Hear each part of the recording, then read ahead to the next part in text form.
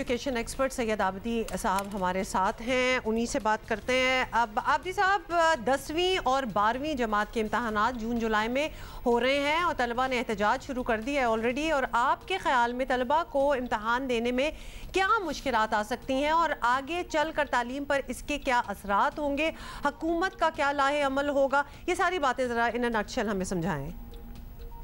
मैं समझता हूँ ये एक बड़े ही अहम मसला है। देखिए, बच्चों का जो रद्द-ए-अमल है ये भी एक तरह से इसलिए सही है कि हम सब जानते हैं कि पैंडमिक जब आया उसके फ़ौरन बाद हमें ये पता चल गया था कि ये कोई फ़ौरन ख़त्म होने वाली चीज़ नहीं है और हमको बच्चों को ऑनलाइन पढ़ाना पड़ेगा हेल्थ रीज़न्स की वजह से। अब हमारा सब जानते हैं कि हमारा जो सिलेबस है या कोर्स कंटेंट है वो डिस्टेंस लर्निंग के लिए या ऑनलाइन लर्निंग के लिए डिज़ाइन या अलाइन नहीं था। ना ही हमारे टीचर्स को इसका तजुर्बा था, ना हमारे पास टीचिंग टूल्स और टेक्निक्स थे।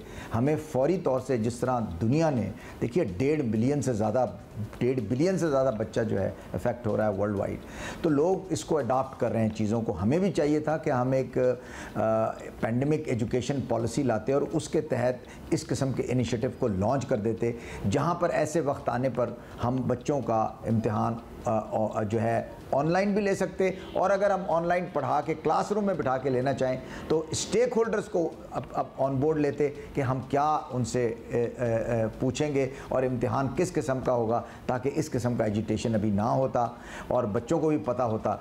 याद रखें, ये दोनों इम्तिहान बड़े ज़रूरी हैं और क्वालिटी को भी कॉम्प्रोमाइज़ नहीं किया जा सकता। तो इसलिए ये एक अहम मसला है जिसको फ़ौरी तौर से हल करना गवर्नमेंट के लिए ज़रूरी है। थैंक यू आबिदी साहब। सर्टनली तलबा का मौक़िफ़ लेना चाहिए था फ़ैसला कोई भी करने से पहले, क्योंकि जो दोनों इम्तहान होते हैं ये ज़िंदगी के अहम तरीन इम्तहानात में से होते हैं लिटरली।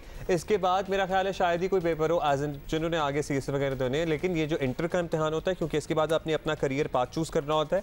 डॉक्टर बनना है, इंजीनियर बनना है, कंप्यूटर साइंटिस्ट बनना है, अकाउंटेंट बनना है, क्या बनना है, वो डायरेक्शन आपकी तय होनी होती है। और जाहिर है उसमें आपके मार्क्स और आपका रिजल्ट बहुत मैटर करता है। मेडिकल कॉलेज में दाखिला, इंजीनियरिंग यूनिवर्सिटी में दाखिले, और मैट्रिक के बाद भी आपको पता है कि आपने किस कॉलेज में जाना है। आपने प्री इंजीनियरिंग लेनी है, प्री मेडिकल लेनी है, कंप्यूटर साइंस लेनी है, अब या अकाउंटिंग पढ़नी है, वो भी बड़ा मैटर करता है। सो ये दोनों ही इम्तिहान बड़े अहम होते हैं। तो ये ज़रा चैलेंजिंग सिचुएशन भी है जिसको हुकाम को भी इसको बड़ा सीरियसली लेना चाहिए। और अगर ये नौबत आएगी है जहाँ के स्टूडेंट्स को ये लगना स्टार्ट हो गया कि हमारी बात नहीं सुनी जा रही और तोड़ फोड़ तक और मेहम सिचुएशन आज भी लाहौर में बात कर लें इस पे। आज भी लाहौर में प्रोटेस्ट की कॉल है, लेकिन तमाम स्टूडेंट्स जो हमें सुन रहे हैं, वी अंडरस्टैंड आप नौजवान हैं, ज़रा नौजवानी में इस तरह का जज्बाती हो जाता है इंसान, लेकिन प्लीज़ होश के नाखुन लें और जोश के बजाय होश से काम लें। अगर आप चाहते हैं कि आपने मुतालबात पर कान कोई धरे, तो अगर ये हरकतें होंगी तो फिर कोई कान नहीं धरेगा। और प्लान बी भी होना चाहिए ना, अगर ये आपका प्रोटेस्ट काम ना किया तो इम्तिहान तो देने ही होंगे, तो जो टाइम बचा है उसमें पढ़ लें।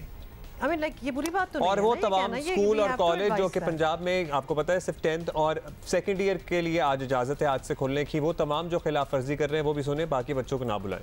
अच्छा, बाय द वे कोयटा में भी है प्रोटेस्ट, और कहाँ है, खैबर पख्तूनख्वा में भी है, और कुछ जगहों में है प्रोटेस्ट। तो जस्ट कीप इट लो, मतलब प्रोटेस्ट ज़रूर करें आप। स्कूल्स भी कुछ खुल गए हैं, कुछ स्कूल्स भी खुल गए। एनीवे, मोर इन्फॉर्मेशन जिस तरह हमें मिलेगी, मोर ऑन दैट लेटर।